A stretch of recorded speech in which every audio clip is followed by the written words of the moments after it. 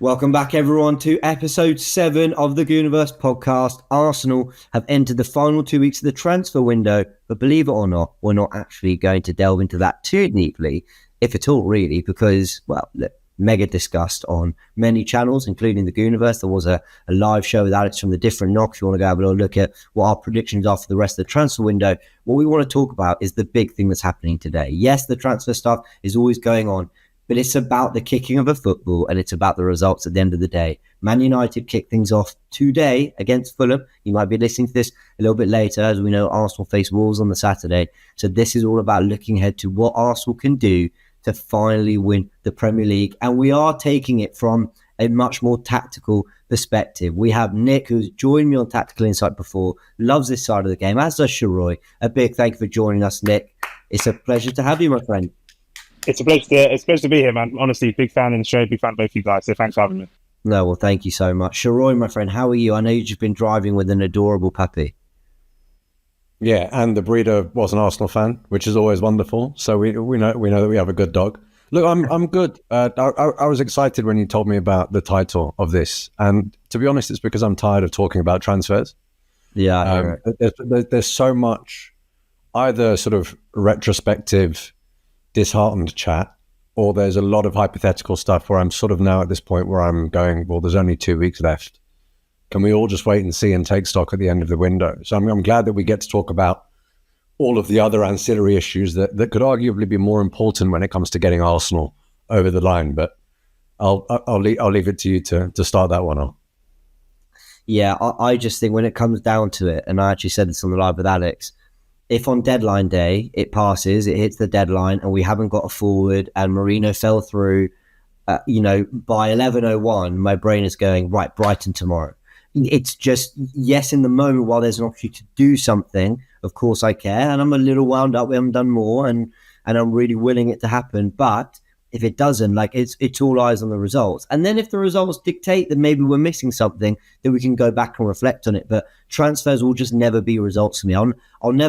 I'll always be happy about players and deals we do, but I'll never celebrate a transfer. If you know what I mean. I'll never Declan Rice maybe, but you know what I mean. Mesut Ozil. I don't know if you remember. Do you remember when we signed Ozil? You know what? Actually, you're right. That felt like we'd won a trophy. Yeah. You're right. Okay, so some of the exception, to be fair, but it's the really special ones. How do Arsenal win the Premier League? Now, Arteta has said it's to get 114 points. Thanks for that, Mikel. Appreciate the breakdown. Answering Curtis's brilliant question out in LA. And others might say, well, you get more points than Man City and you probably do it. You certainly get more points than the other 19, then you definitely done it. I want to know what it is that Arsenal are missing from a tactical perspective. What are those gains we can make on the pitch, coaching, that we can do better to score more goals, keep more clean sheets, and have those Villa 2-0s, that Fulham 2-1 away, that West Ham home game, that Fulham 2-2, how we can turn those games into wins, because I think Arsenal come out of most games with more possession and more shots. And what is it we're getting wrong at times? Nick, over to you. What are your early ideas for what Arsenal can do better to finally win the Premier League? Yeah, and I will try to stick to players that we've already got and not talk about players that we could potentially be getting. But we do have. But do mention Calafiori.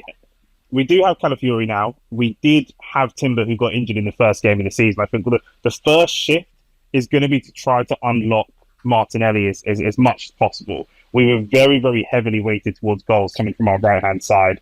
We know that Martinelli, on his day and in his moment, can be a killer. He's really more of an instinctive player, where Trossard is more of a controlled player, I would say. So we've got goals on that side, and we haven't really unlocked that side last season to the best of his potential. And I think a lot of that is the fact that we obviously had Zinchenko playing there. Lots of speculation about whether he feels that left 8 role, or does he start left back? He looks good in pre-season. So, but now we've got Timber back and fit. We've got Calafiori stepping in as well. I think that will, when you're looking at the highlights of Martinelli last season, a lot of the goals that we're scoring, defensive transitions, he's very, very deep. His average position across the entire season is very, very deep, more like a left wing back. And that's not where so because he's such an explosive player. And one of the things that that thumbs down was an accident. I fully agree with you. That's all good. But if you see just going, someone like, I guess, if you look at someone like Worst in the world. Trossard, if you look at, no, maybe I'm talking nonsense. Who knows? Everyone's entitled to their opinions. I'm sure we'll get them in the comments. But Trossard for me in the final third is lethal. But Martinelli is a really good ball carrier, one of the best we've got. With that defensive structure behind him, it's going to allow him to focus. And he's burning so much energy dropping back and defending. If he can channel 30-40% of that energy back into driving us up the pitch, and then our attack is going to be much more weighted. Then it's actually going to free up Saka to do a lot more work because all the burden isn't on him. I think that's one of the straightaway immediate things that we can do to take us to the next level for me. Great. I'm so glad you started this point. I hadn't even thought about it, but you're so right. I think the average positions that you mentioned of Martinelli in particular, but I find Saka sometimes tucked between White and Saliba because he's followed an underlap. And I'm like, oh God, this is so good. It's the reason we're not conceding many goals and we have so many clean sheets. But how I'd love to nick the ball back and you be like on the shoulder ready to attack the space. And it's that positioning of them. And how do you find that balance between basically ask them to work less? I think in the Liverpool game in pre-season, Martinelli was a little bit higher up the pitch. He wasn't really dropping out to help Zinchenko so much. So is that addressed with Marino being 6'2" and helping on that side? Is it addressed with Gabriel doing more work? I don't know. Or Calafiori just being a better defender. But the other thing about their positioning, which again I think is something I talked about in this channel, I think it's something Arteta's tried to do, is get Martinelli and Saka a little bit more on the inside because they are actually two of our best finishers along with Trossard. They are two of our most dangerous players. So can we give them less work to do from the touchline to goal than they already have to do? Yeah. Can we get them almost within a touch or two, a touch, set, bang, as opposed to, let me get the ball, let me take a few touches, find Erdegaard, let me combine, then I might find myself in an area to shoot or I might have to cut back. It feels like there's so much work they have to do. So finding alternative ways to get them a little bit more tucked in, I'm a big fan of. Where are you with that, Sharoy? A lot of what I'm hearing is actually what I saw from Martinelli and a few other players the season before last. And there are so many players that we could discuss last year where we sit there and say, I wouldn't say they let us down, but they didn't fulfill the potential that we know they have, right? So you're looking at a Partey, for example, maybe a Jesus, maybe a Martinelli, maybe a Zinchenko. These guys were integral in the first half of the season before last. So to an extent, I know it sounds overly simplistic, but you do want to strike a balance and combine the best of both seasons. The difficulty with that is, the season before last, one of the reasons we fell off so dramatically, and one of the reasons why the season was actually, even though it was a title challenge, it was a lot more erratic than last season was. I do feel as though last season was a lot more controlled than the season before last. I do feel as though, and particularly when you look at our record against the Big Six, or the traditional Big Six, I do think it was because a lot of those attacking men were doing slightly more defensive work. And that is an integral part of the formula. And I'm guilty of this. I say this about Jesus all the time. Mate, what are you doing tracking back? Why are you on the halfway line? Just get in the box. Saka, come on, man. Just dart in. Take your man on. What are you running? But that is why we were so defensively astute and solid. And that's why now, if you watch DR Sports, if you watch AFTV, if you watch anything, absolutely any prediction, watch the Big Six. Most clean sheets next season, everyone is saying Arsenal. Because we're so defensively sound. And ultimately, Arteta needs to strike a balance and find that balance to ensure that we get the best of both worlds. But level raising of the players that we have is, one, it's what coaches and managers get paid for. So it absolutely has to happen. And it's something that we have seen make a material difference. I go back to last January. I go back to that transfer window. We were coming off the back of, was it West Ham and Fulham that we lost to around Christmas, New Year? And everyone at that point was saying, no, created enough, didn't score enough, need a striker. And everything was need a striker. But in fact, it was, no, we just have what we have and we're going to get them here. And what happens after that? Next half of the season, 1 loss, 1 draw. So it is about elevating what you have. And there is something to be said for, I know it's not as tangible. I know it's not as exciting. And I'm not saying that I don't want signings before anyone gets on my back, but there is something to be said for boys becoming men. There is something to be said for the players that are a year older. There is something to be said for the players that were in a title challenge that they didn't think they were going to be in, and then were in a title challenge that they did think they were going to be in. and how they react to that. And one of the things that I always go back to, didn't happen to me because I passed first time, but a few of my friends, when it came to their driving test, the first time they took it, they failed, but they knew they were good enough. They just didn't test well. But because of that, the second time, maybe less minor errors, still failed. By the time the third time came, they were so nervous at the test that they weren't quite, they were never going to get over the line in that third one. So there is this psychological element of, if you are the boy becoming the man, in fact, what could make you better is using the sort of the pain and the scorn that you had from before and ensuring that translates on the pitch. But that is down to the character of the players, and without sounding a bit sort of wishy-washy, down to the sports psychology behind the scenes too. That plays a huge part. That plays a huge part in the squad and the way in which you react to pressure. Yeah, that's a great point. And I actually think in pre-season, and I really can't explain it, and I don't want to use the word aura because everyone's using it on socials, but Arteta used it on Sky talking about Calafiori. Yeah, he did. But there's something about Saka when he came on against Leverkusen and starting against Lyon, and Ødegaard for sure across the whole of pre-season. And I really am not trying to be that guy, but I saw him up close, and I saw like a little bit behind the scenes of training, and just not a lot to know like what it's actually like, but like he just carries himself as like Arteta's right hand man. And like, I'm the leader on the pitch. You're the leader here, but when we go out there and you can't actually do much about what we're doing there, like I will carry out what you want out here. And it's weird because I actually think like Ødegaard looks like he's lost weight and got leaner, but he looks like he fills the role more. He just looks like Arsenal's captain. I don't know how to explain it. And Saka, when he came on against Leverkusen, he looked like a seasoned veteran. Like, here we go again, you know, let's go, let's do this. Like, not like, oh, here comes Starboy ready to help us. It was like, Ethan, well played, could see you. Yeah, now the big boy's coming on. And I don't know how to explain that other than, yeah, maybe bloody aura. I don't know how. But I don't know if that came across to you, Nick, as well, following the sorry, Sharab. Yeah. No, it's one of the things I wanted to mention, and it's something that a lot of people don't understand if you're not an Arsenal fan. I feel like 2 seasons ago, we were in the rebuild, right? And we just missed out on, you know, European football, or we finished 6th, wherever we finished. And then we were a bit of a surprise challenger.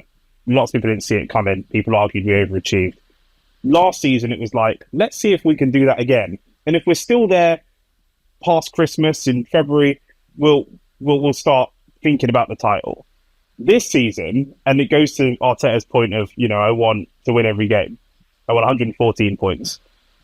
We're coming out and saying we expect to win the Premier League. That is, and don't hide behind it. Don't shy away from it, which we've all done.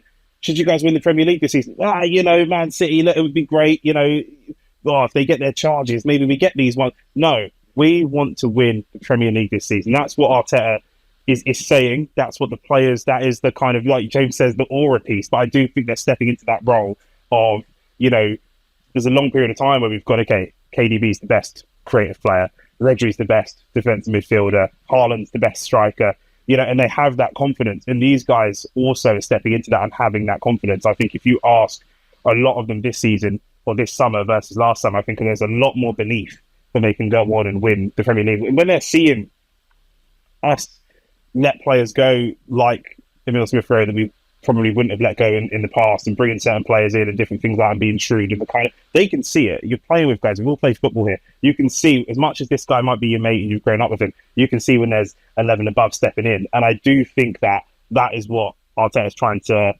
kind of radiate to both the team and to us as fans, is that we really believe that we're going to win the Premier League, and we have to act like it from the first game of the Premier League and come out and say, right, that was game number 1. How does that affect our title push? It's game number 2. How does that, you know, we're not going to go to Christmas and see where we are. Let's take it seriously from the very beginning, because when we waited until May, like you guys said, you go back to last Christmas, we've had slip-ups because we're waiting until we're in the home stretch before we start taking it seriously. We're taking it seriously from day 1, and that is the message to anybody coming into the club as well, is be prepared to come in for a title challenge.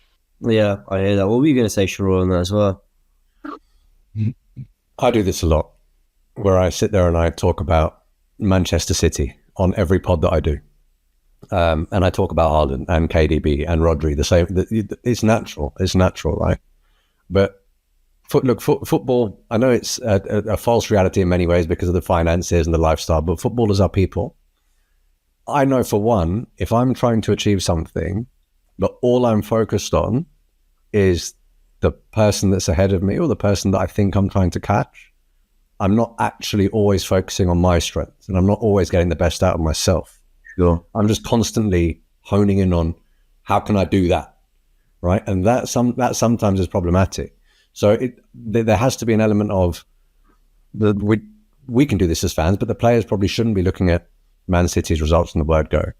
If Haaland scores a hat-trick against Chelsea on the first day, the players shouldn't be sitting there going, Erling Haaland's got another hat-trick. It should very much be about introspection and raising your level that way. And I think to that end, Arteta's very good at that.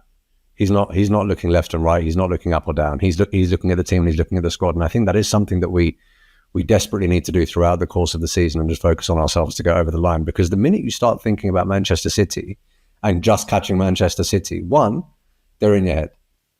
And look, Nick, you're a boxing fan, right? One of the reasons Fury wins all of his fights, bar one, he gets in your head. And that you've lost it already when your opponent's in your head, right? That's the primary thing. But two, you keep doing that, you might open the door for a Liverpool or someone else. You know, you can't, if you're only focusing on one, someone else can catch you. Whereas if you're focusing on self-betterment and being the best that you can be, chances are you're going to shoot ahead. Well, that's how Liverpool won the title, by shooting ahead of City and blowing them out of the water, not giving them a chance. They almost had to super dominate. I mean, I knew this would be a great chat. I'm so glad I went with this title because we've got two already there. One is very much the use of Saka and Martinelli. The positioning, the areas we get them in, that's a big thing I think we can. And I actually think in pre-season there's some evidence that Arteta's working on that. Certainly the dynamics down the left-hand side is a big one. And then sports psychology. Like, it's believing you belong. It's approaching everything with that same... Arsenal do approach everything that same professionalism, but it's everything we've touched. Let me not repeat myself. Everything we've touched on, for sure. Like, the mentality side of things, the feeling you belong there is a big part. We're going to go to a third point, and this divided opinion when I mentioned it. I've mentioned it a few times on the Goonerverse, and again, people have changed. They've disagreed. I think Arteta needs to settle on a core. Raya, that's his guy, but only been his guy for the last year. Like, let's remember that. But second season, right, it's his guy. Saliba, Gabriel, there's no question. Is Rice his guy at the 6? Or is it Partey? Or is it Jorginho? And because I did this video saying that I'm not sure it's a great thing that Rice flips from 6 to 8, 8 to 6. Who goes, great, because he can do this. Some games you need to do that. And I'm like, yeah, maybe at the Etihad, you want him and Partey because he does a specific pressing job on Rodri. But he's the best ball-winning midfielder in the world. His distribution is good. If he is going to be an elite 6, let's make him that elite 6. Put him there in front of Saliba and Gabriel, and no one's scoring. And then who's your guy up front? Now, I believe we need someone. But if it's Havertz or if it's Jesus, my word, pick and pick quickly. And let them go be that. I don't want to end the season with, Havertz on 12 league goals, Jesus is on 8, and then we're all going, yeah, but to be fair, they were in and out, and Jesus played on the right, and Havertz was in midfield at times, and they alternated, and Jesus had some injuries, and Havertz had to cover because Rice went to 6. Who's your guy? And get that spine, get that core, and let them run it, because everything else, as much as Saka's obviously a key component, the rest is kind of satellite stuff to that core. And I think that's a big thing. And a lot of people disagree with me, and obviously you've got Erdegaard in there and other elements, but I think it's important he settles on who is his spine, because I'm telling you, like Ederson, they've messed around with the centre-backs, I hear that. Ederson, Diaz, Rodri, Haaland, like, that they're going to be there. And I think we need to sort that personally. No, Nick, I want to hear what you have to say, because I've done this Rice thing a lot. Anyone that watches this podcast knows what I think Rice's best position is. For me, it's not. So Stephen A. Smith says the best ability is availability. Haaland, Rodri, they're there all the time because they're there all the time. The players that he might want as his core starting 11, Partey, as I said, I want him gone last summer. Weirdly, I don't actually want him gone as much this summer, but that's a different conversation. But he's been fit and available, not played, fit and available for 40% of the games since he signed. Less than half. He's been injured more than he hasn't been. Jesus has had big injuries for both seasons he's come in for us. So, it's very, very difficult to pick a spine because all of this stuff is not only any player can get injured. Rodri can get injured, sure, but it is statistically likely that these players are going to get injured, and these players are part of his rebuild, so he can't ship them and do a second rebuild with no trophies under the first rebuild. For me, and I'll challenge one other thing that you said, James, much I love you, but you said Declan Rice is the best ball-winning midfielder in the world. Statistically, the best ball-winning midfielder in the world is the one we're trying to get in at the moment, which is Mikel Merino. He's the only player in the top 5 leagues which has over 300 duels won, and he's won over 50% of his duels. The only other player to have got into over 500 duels and be over 50 or in and around 50% is Bruno G, who I think is on the market for sort of 80, 90 million. Mikel Merino's a third of that price. So that you can see the sort of direction they want to go in. The 6 and the 8, I really don't know. It's the midfield for me is the toughest part to figure out because Jorginho lacks physicality. What Mikel Merino brings in, what Rice has, what Partey has, they all have physicality. That being said, Jorginho has come in and given us something that we didn't really expect, but he's been really good when he has stepped in from the goal at Villa, bar the one mistake against Tottenham.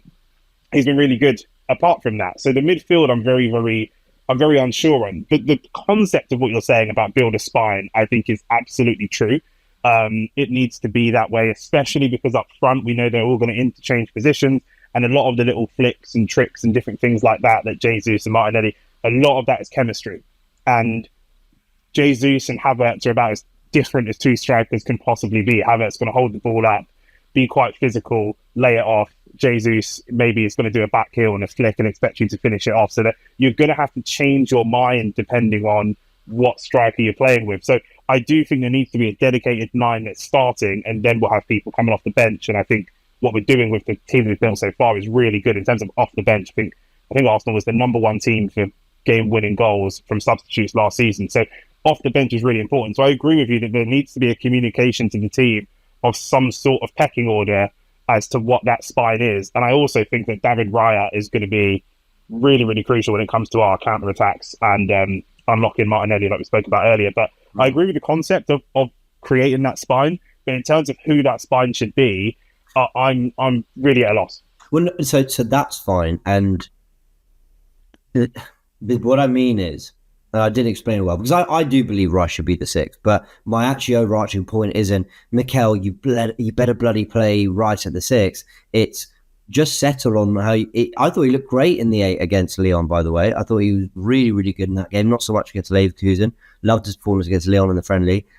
If that's the direction we're going, so it's Partey, Jorginho as your 6s, Rice and Marino as your 8s, cool.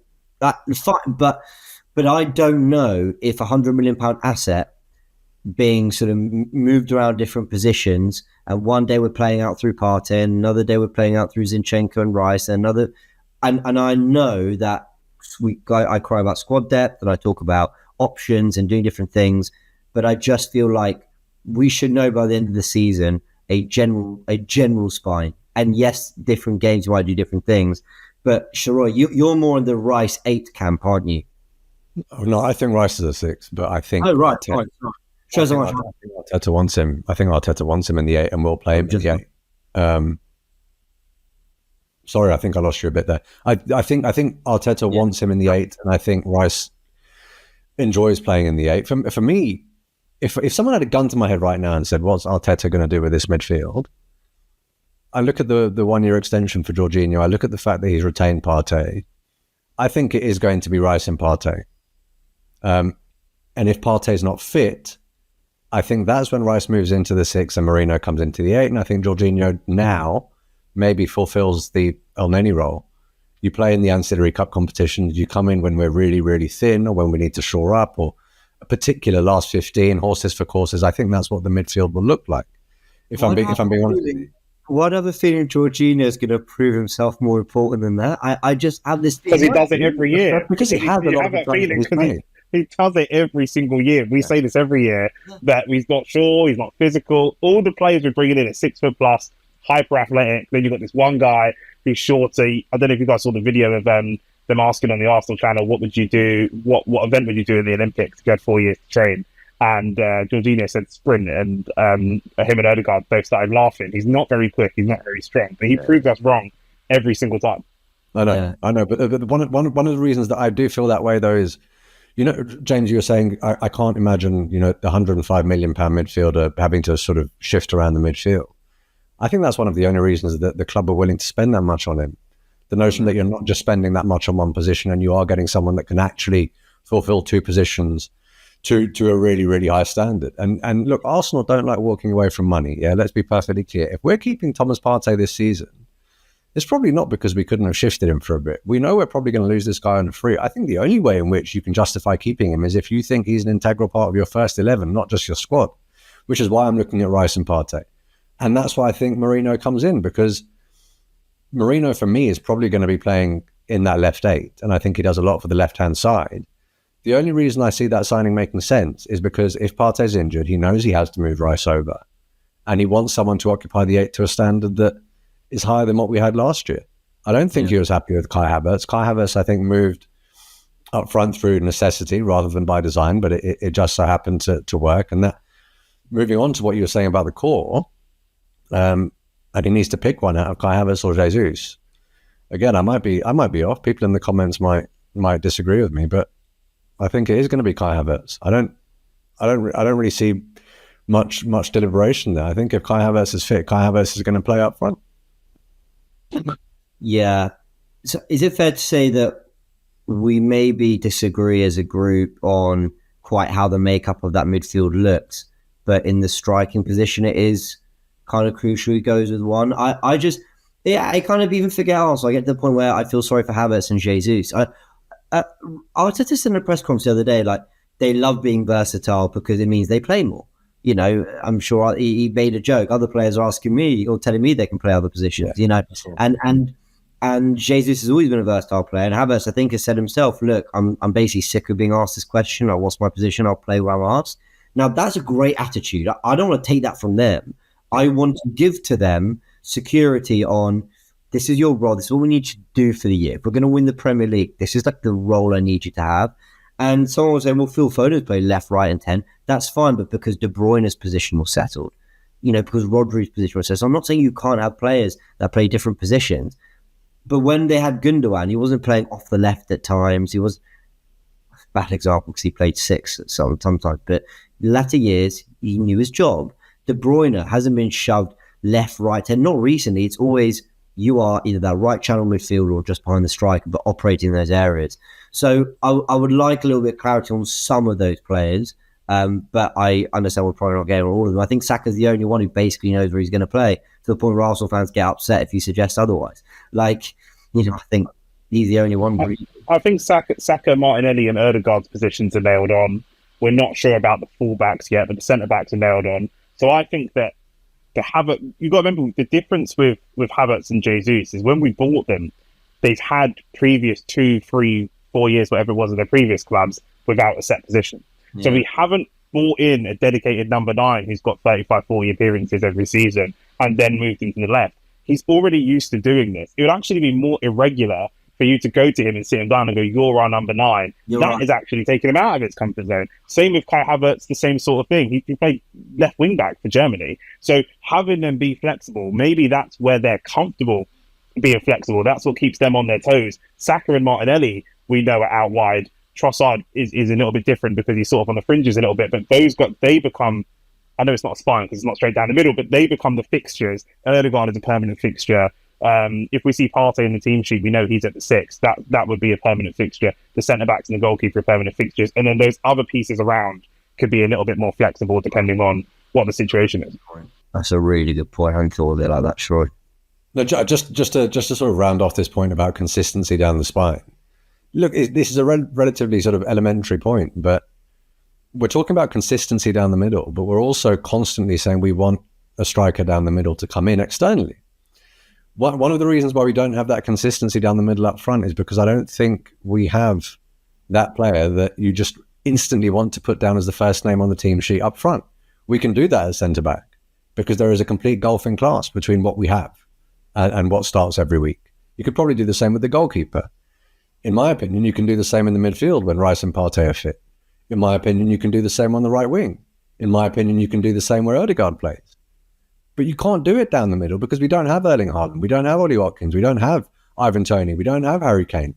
We don't have these players, right? So, and I think ultimately, a lot of people will say, look, you've got loads of fixtures. You're going to have to rotate. It's good that you've got two different types of players. In fact, you were calling out for two different types of striker. You wanted something different when you had Gabriel Jesus for the games where you needed the tall target man. You've now got Kai Havertz. Maybe you already have the best of both.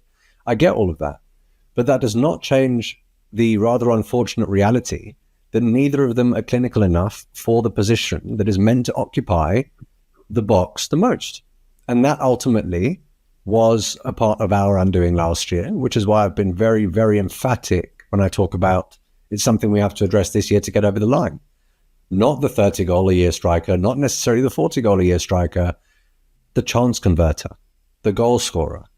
And that word is not a word that people would use to describe either of those players off the bat. What about other areas? We're 30 minutes in. I think we've thrown out some good ideas. We've talked about core. We've talked about mentality. We've talked about the use of two of our most prolific players. Let's quick fire two more out there. What have you guys got, or shall we brainstorm together?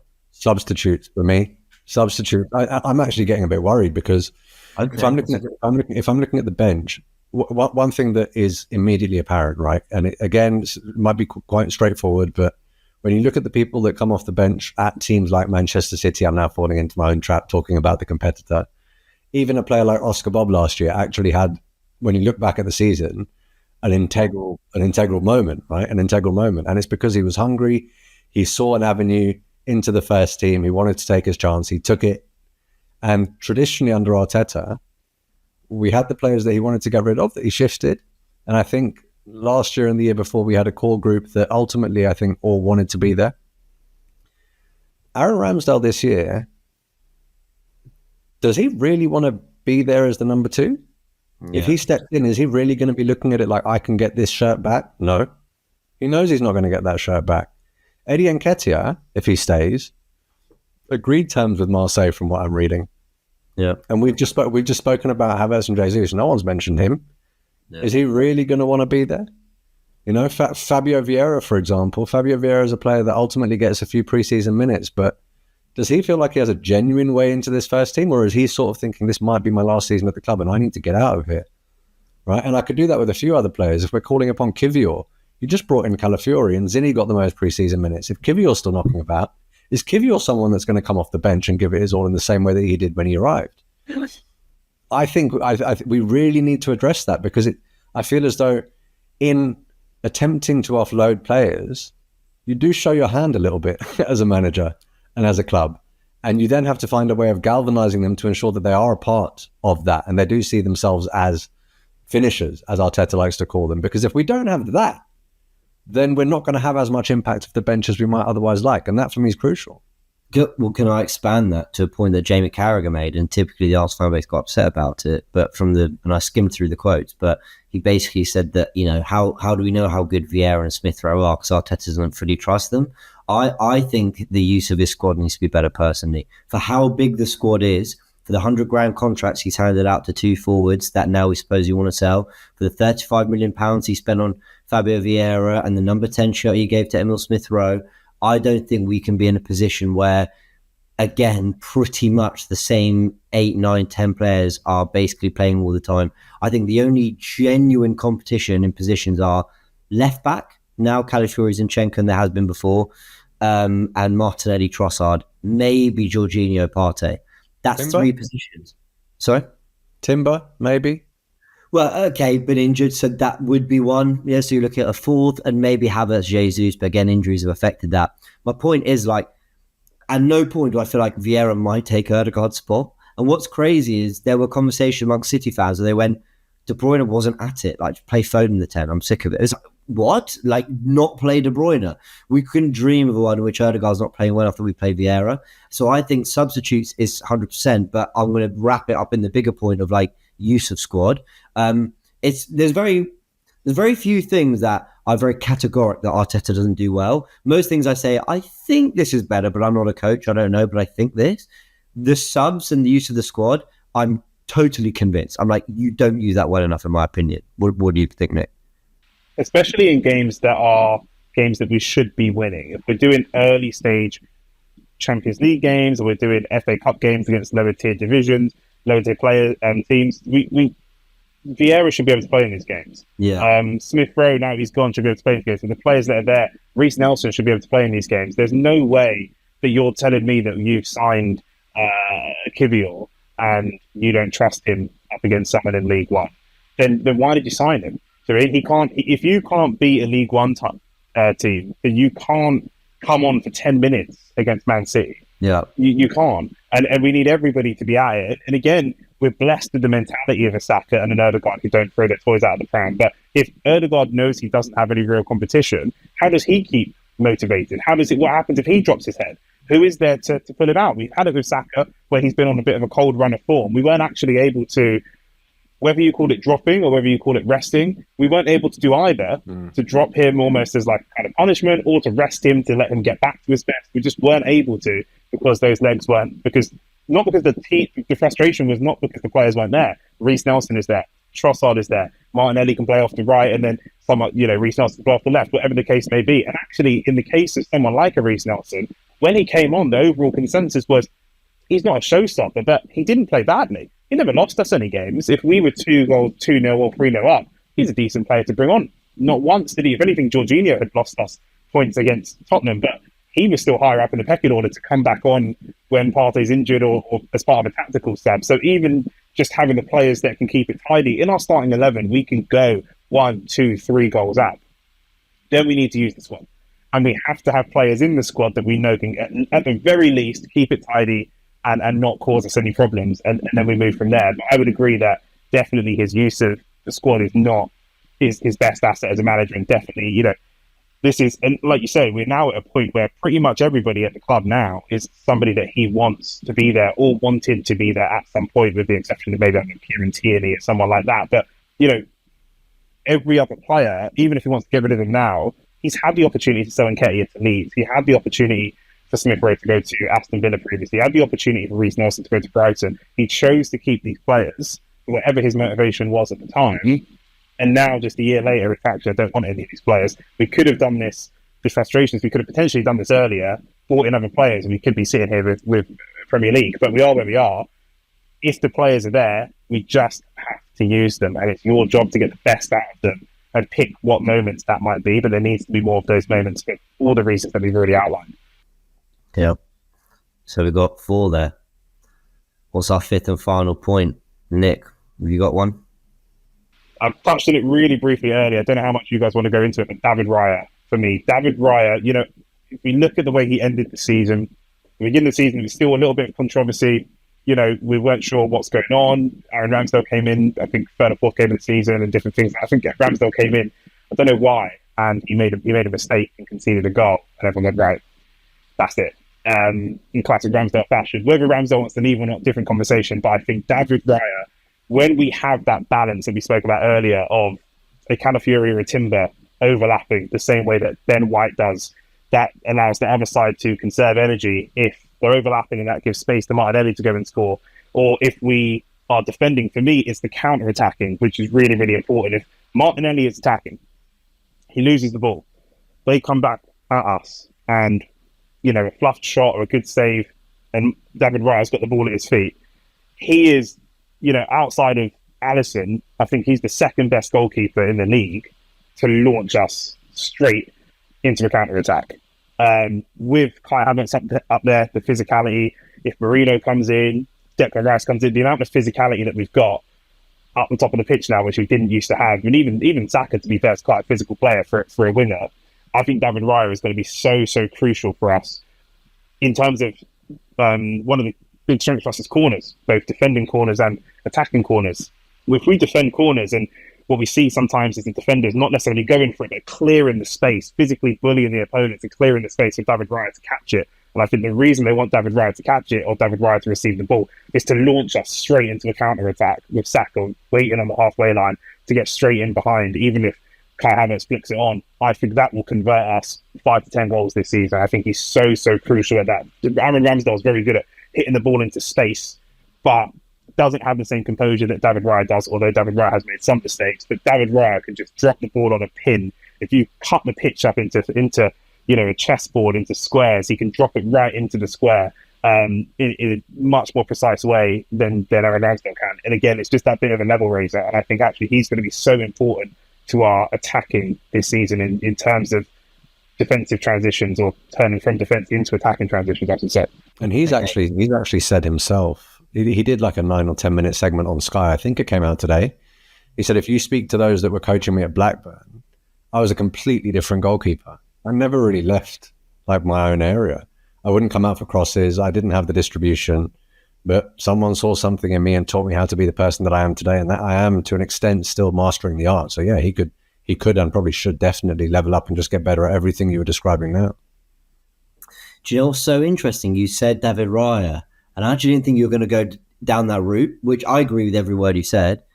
But also, I think he's going to be so important, because I agree. I actually think he is the fifth person. I actually think the thing we've said, that actually is the big fifth thing. But for me, it's, can you win us some games, David? Because I actually think all of last season, I give him Porto because of the shootout. I actually thought he had a really good game, especially in that home leg. That's it. I think that's the only game I think I came out of it going, Raya, man, like he was big and a big reason why he won today. And no matter who you are, Liverpool in their pomp, Man City, Ederson and Alisson have had big moments as goalkeepers, not as just distributors and playmakers, which we need them to be, but just as like people whose job is to keep the ball out the net. And I don't think Raya had one moment like that last. I'm not saying he didn't have to make some really good saves. He did. But what were games where you thought, we just won that 1-0 and I don't know how we did it, but thank you, David Raya. And you just have to have that along the way. And I think if we level up in that area, if we have the odd stinker like Villa at home, but Raya has bailed us out. And by the way, I actually don't think, from what I remember, the goals were his fault. Maybe they were, I can't remember. But that's what I'm looking at. When the centre-backs had an off day, when we've just not been able to put in the back of the net, we've claimed a point. Instead, when we've been on the back foot all game at Anfield, we've claimed a point, because you know what, that Raya just dug us out one. I think if he can have 2 or 3 games like that, I honestly think that's an extra 5 points for us next season. So I agree on David Raya for slightly different reasons, but I really like that as the 5th point. I think Raya becoming the guy that people will respect. Because we're going to this summer, and like pundits like Carragher and Neville, I'm putting words in their mouth, but we wouldn't surprise if we heard them say, I'm just not sure if the goalkeeper's good enough. I'm like, how many millions do you have to spend before we have the right guy? If Raya becomes that, I think that's a huge weapon for us. The only other thing, and this is going to be the most ridiculous of all of the suggestions, right? But I think it's one of the most important. Go on. To win a Premier League when the standard is this high, you need some luck. No. In the words of DJ Luck and MC Neat, bro, you need a little bit of luck. I'm looking at last year, man, when we had City at the Emirates. That Martinelli hit could have gone anywhere. Oh, no. That could have gone anywhere, but it took it in. It took it in, and then we'd beaten City. And then we had that belief, and then we went on. You look at the United game at the Emirates. When Garnacho scored, I thought, we're done. And you're looking at that split second with Gabriel, and VAR get it right that day. You look at the season before. I mean, I know people will say it was a wonder strike from Reece, but that could have gone anywhere too, man. You know, you need a bit of that. You do need a bit of that. I'm looking at Rice in like the last second of Luton last year. All of these moments add up, and it's cute. Alisson and Van Dijk bluffing, crashing into each other, and giving it to Martinelli, right? How often does that? You just don't see it. Yeah, exactly. So I totally agree. I'd also like some of that on our end. And what I mean is, like, Heung-min Son is through in the exact same area against both David Raya and Ortega, and he buries one and he fluffs the other one. Like, you know, it's moments like that. Chris Wood had 3 tap-ins and he skied them all. You know, it is things like that as well that I'm thinking, but could that swing our way at times? But you're right, and all these things add up. So yeah, for sure, you need a little bit of luck.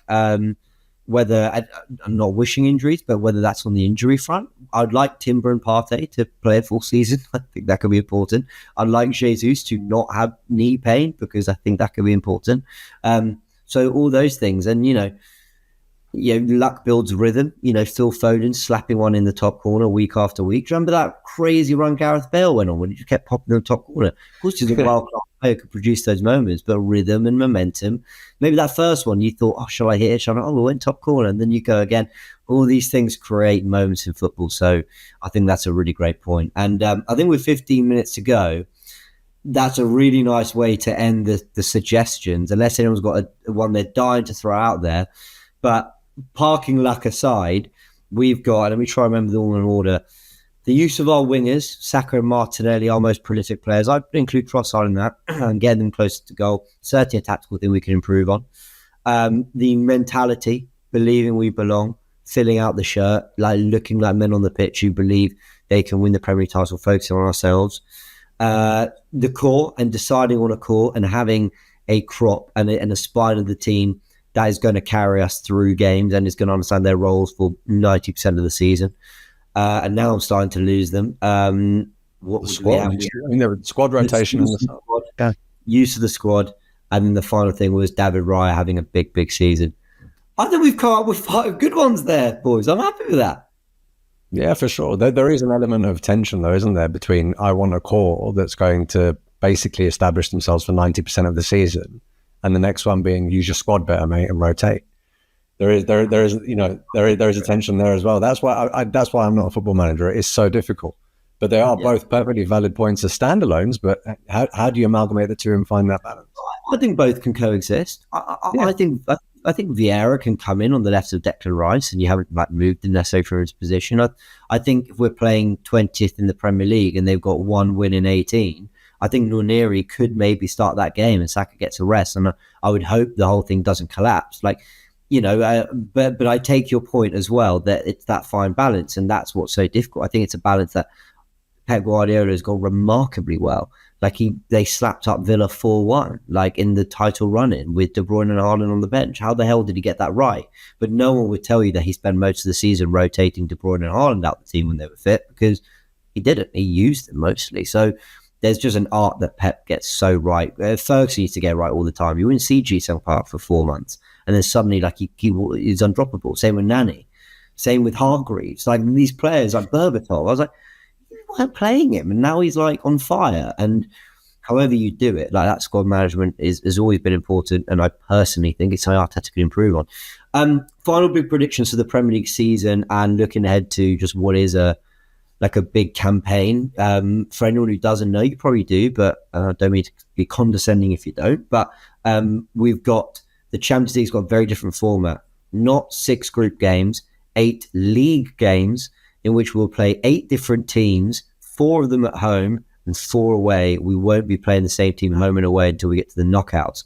All of that will form a league in which I think the top 8 go through, and then the next 16 or 8 or something ridiculous will all play in a qualifiers. Yeah, I think it's the next 16 will play in a qualifiers to get through to the playoff. That's the word, to get to the round of 16, whatever it is. So that's going to be a big part of the season. Arsenal are going to have to negotiate and figure out the balance of all that. We're going to have much tougher tests throughout as well because of that.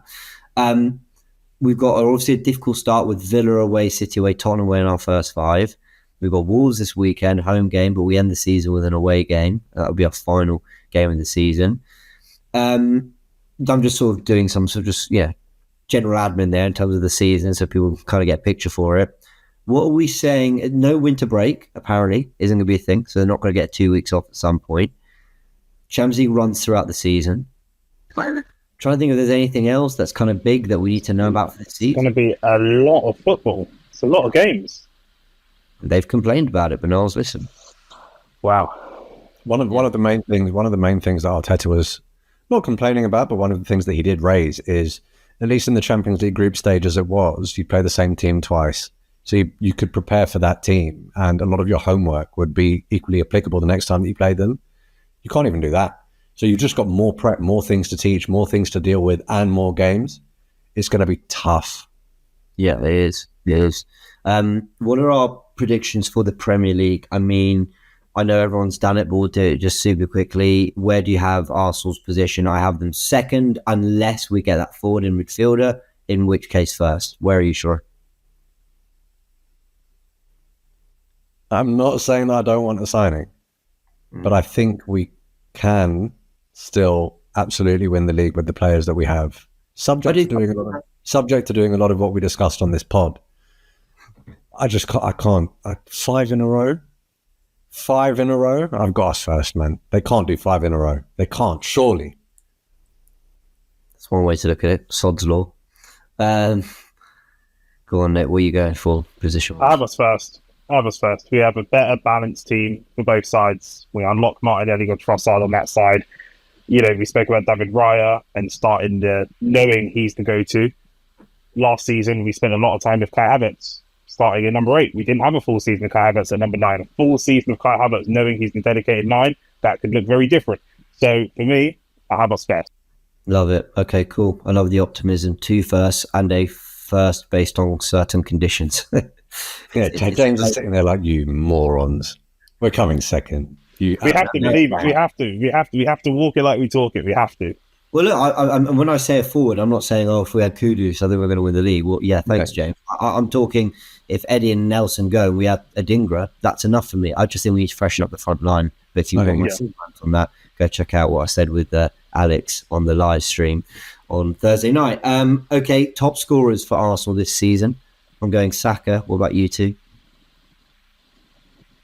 Yeah, I mean, it would have to. Yeah, Saka would be up there. I'm trying to think of who would be second behind him. I'd have Saka and Trossard across the season, all comps. Take penalties away. I'm going Kai Havertz. Okay, I think Saka takes it because he takes pens, but if you take them out of the equation, I think it'll be Havertz, and I think he's going to start the vast majority of Premier League games as our striker. Yeah, I think so too. Okay. Those are just, we could go into so many other predictions around Arsenal, but I think people are probably bored of that kind of content. But in terms of the Premier League now, very generally, any surprise packages you got in mind? Any kind of bold predictions? Ultimately, I think it's going to be City or Arsenal, followed by Liverpool in third. But I've got Newcastle coming back into everything. I think they were riddled with injuries. I think Tonali returning is going to be quite big for them. They've actually added quite a few players. I think they'll keep Gordon, Isak, and Guimaraes. And I think with the Champions League football and their high intensity football, they just couldn't balance it all. I actually think they're going to be a force again in this next campaign, especially if they don't have Europe. So I'm getting them to have fourth again. Anyone else got any kind of bold ones out there for the Premier League? I think Villa drop out of the top 6 this year. Wouldn't surprise me. I think losing Douglas Luiz, a lot of people really aren't placing as much emphasis on that as I think they ought to. He was so important in getting them to where they were. Right? And I think they let go of Diaby too, and they now have to negotiate the Champions League. But it's not the Champions League we had to negotiate. It's this new format, right? And it's horrible. And looking at their squad now, if they don't address that, I think they're really, really going to struggle when it comes down to crunch time. Now. And also, I believe that momentum carrying into a new season is massive. Now, I know Villa fans who don't really like me, which is fair enough. Their impression might be, well, hold on, our momentum going into this season is we spend a load of money and we got into the Champions League. What are you complaining about? Fine, I totally take that, and that might well be true. But you look at Villa's form going into that qualification of the Champions League confirming fourth, it was honestly like Spurs were terrible too. Like it was a lot of bad results along the way for both. And I'm not trying to play down what they achieved. It's brilliant. Emery, what a job. You're an Emery hater.